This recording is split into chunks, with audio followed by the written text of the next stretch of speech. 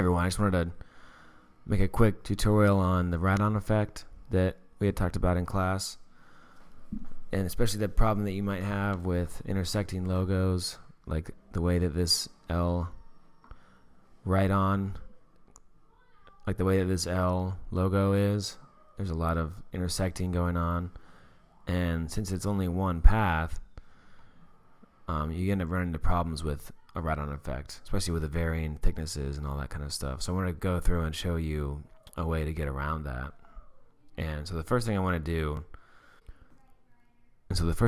do is solo this layer, because that's what we're going to just work on by itself. And I'm also just going to make a solid that's going to end up holding the WriteOn effect. I want to make it the same color as this, because it's going to end up becoming the L logo. So from there, I'm going to hit T, bring the opacity down, and I'm going to start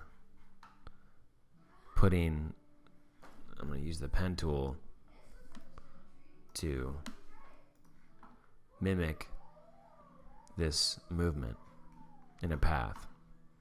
It's an easy way. This is a good time to use tilde and just get really full screen. I'm going to start right here. So you can just click and drag. I just kind of rough it in right now. And go back later and spend the time making it follow the path exactly.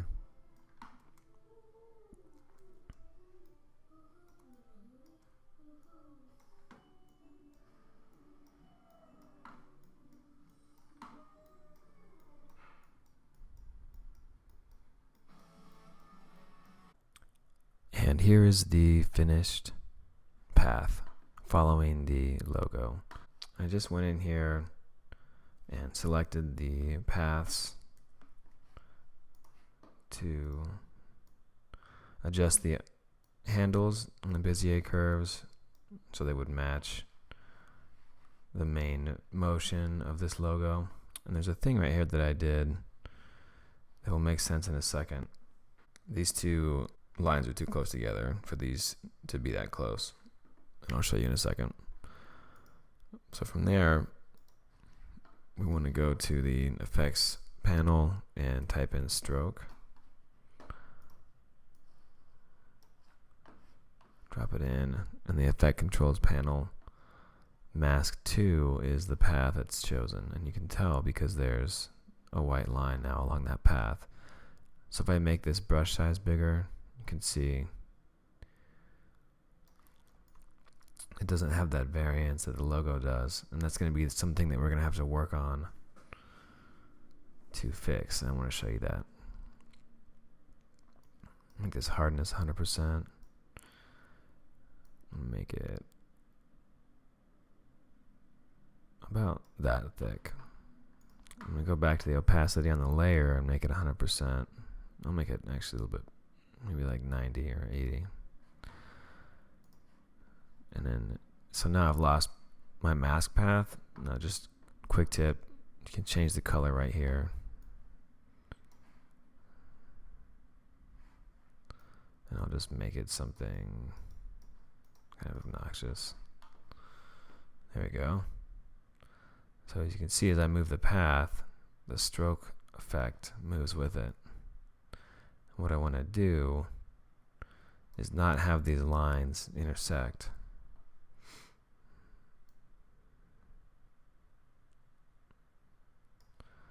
Move this one a little bit. Now you don't have to follow the exact motion of the logo, because this is just a reveal, but it's good to just keep it as close as possible. Okay, that's nice. Intersection right here is going on.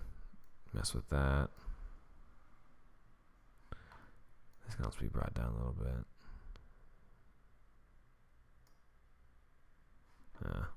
That's fine right there.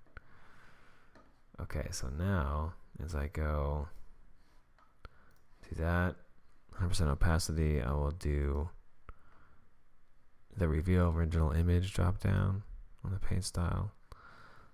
Now that just reveals the magenta colored solid that the stroke is written on. And you can see right here, if I drag this up and down, you can see the stroke shrinking and growing. So now what I'm going to do is I'm going to make this the alpha matte to cut this out. So I'm going to do this, bring it up above the solid, and do alpha matte. Let me just change this color of the solid, and you can do that with Shift Command Y, because Command Y is a new solid. I'm going to just make this something like that.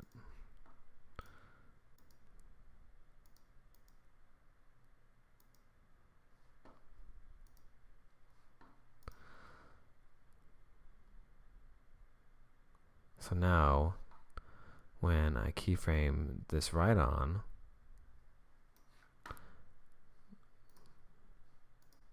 so now when I keyframe this WriteOn effect on the solid, I get that really nice WriteOn effect with the differing thicknesses and everything, because the logo is actually the alpha matte this time, and the solid is the thing that's being revealed. So one thing you run into right here is that. Now that's happening because that's how thick the actual stroke is that's being revealed. So even though there might be different thicknesses going on right here, it's still going to reveal this intersection of the path. So what you have to do is mask out these areas and then keyframe their opacity to go to 0 right at the moment where this loops around and meets up with that. And you'll see why in a second. But one thing you want to do first is get the really nice animation down that you want.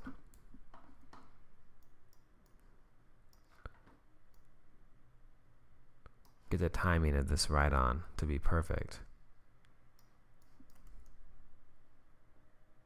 And just for fun, I'm going to do a little bit of an ease like this.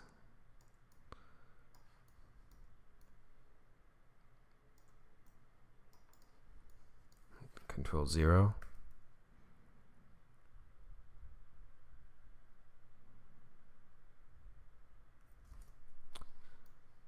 Just drag this out a little bit.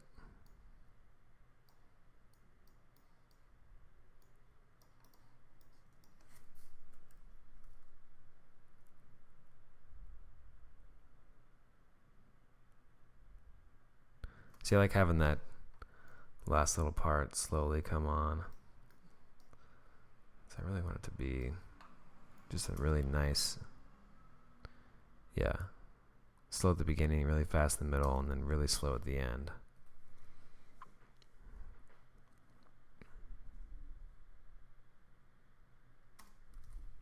That's fine.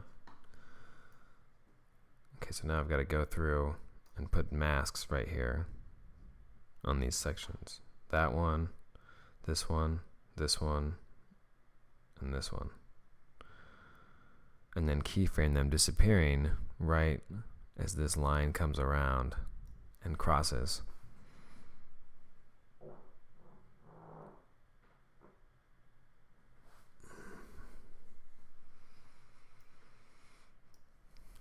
Now, there's one thing you want to know about masks and their intersections. So here's a solid with no masks. Now if I do an effect, like a WriteOn effect, with a path that isn't closed, like this, there's no closing, it's just a line. You have to kind of discount that if you're going to be having masks that intersect with each other. So as an example for the stroke effect that's going on in the main comp, you have that one path that's a line that's unclosed, and then we're going to have rectangles. Now as you notice, this solid only disappeared when there was a closed mask that masked it. This path didn't do it. So here's the mask, and right here is this drop down: add, subtract, intersect. These are different kind of rules that you can apply to a mask when there are multiple masks on a layer that are closed. So here's a second closed mask, and they're intersecting. They both say add, which means they're adding together what they're masking. Now if I do subtract on the second mask, the one right here, then I'm subtracting the second mask from the first mask. Now if I move this around, it disappears. If I bring it back in, now what I can do is intersect. It's the intersection of these masks. This is important to know because what you can do then is go right here to mask opacity, and you can fade that section out. Now right now this opacity move right here is no different than just going to the solid itself and doing opacity, because there's only two masks going on that are intersecting. So if I had another pair of masks up here that were intersecting, as you can see, they both set default to add. I'm going to do intersect on that one. I'm sorry, add on this one, intersect on that one. And you can see, because this opacity is 100, this is faded out, that's still faded in. We can control the opacity of these masks, and that's what we're going to use to cut off those little edges of the intersecting paths of the logo. Now, like I said before, this is a path that it's not closed. It's just a line. And so if I was going to, say, make a mask right here to cut out one of those intersections. So now I'm just showing this part. That's fine. That's the default because it's set to add, because it's a closed mask. So if I do subtract, it becomes the opposite, which is what I want. I want to cut that part off, but I want it to fade in at the right moment. So if I go and do the opacity, it fades out the entire path. I can go all this way right here, because there's only one closed path on this layer. There's a open path and a closed path. So what you have to do is a little bit arbitrarily just draw a rectangle mask over your layer. It doesn't really do anything. It's not masking anything out. What it's doing is providing kind of a basic closed mask in order to have these control their opacity. So we have that. Zoom in, pen tool,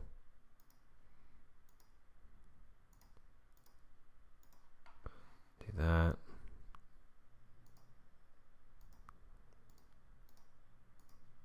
Do that one. And both do subtract. Perfect. And now if we dig down into these opacities,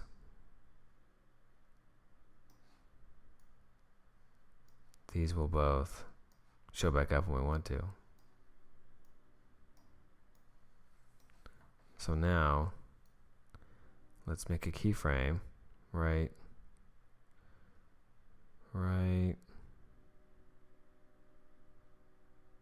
there. Keyframe here for both masks. Go one frame ahead and take them both down to 0. So it'll be basically an instant fade, a 1 frame fade.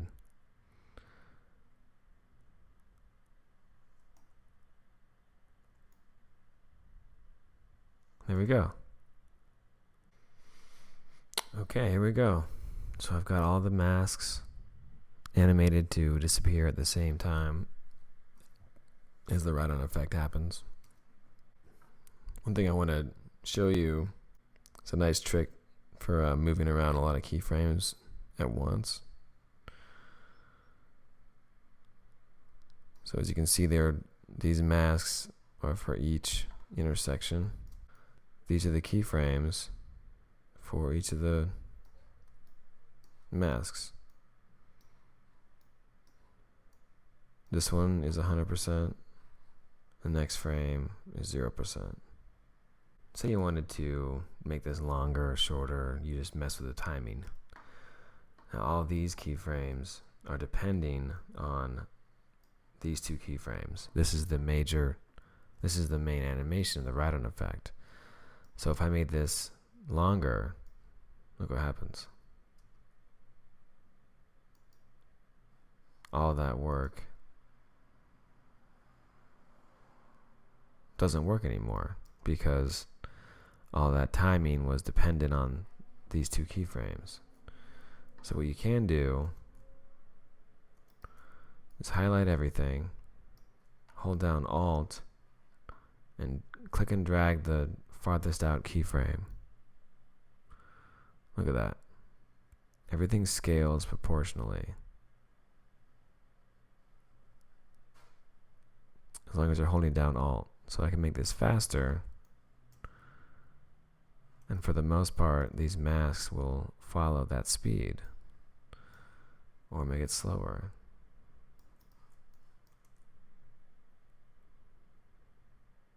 See what's funny now, it's happening because these were stretched out, they're actually fading on. Because the keyframes spread apart from just a hard 0 to 100. That's what it worked out for. See if I zoom in all the way. It's kind of funny, they actually move between frames because they're being stretched proportionally. But that's a really nice trick for moving a lot of keyframes at the same time and keeping all your timing pretty much intact. Good luck with your animations. I hope this is helpful.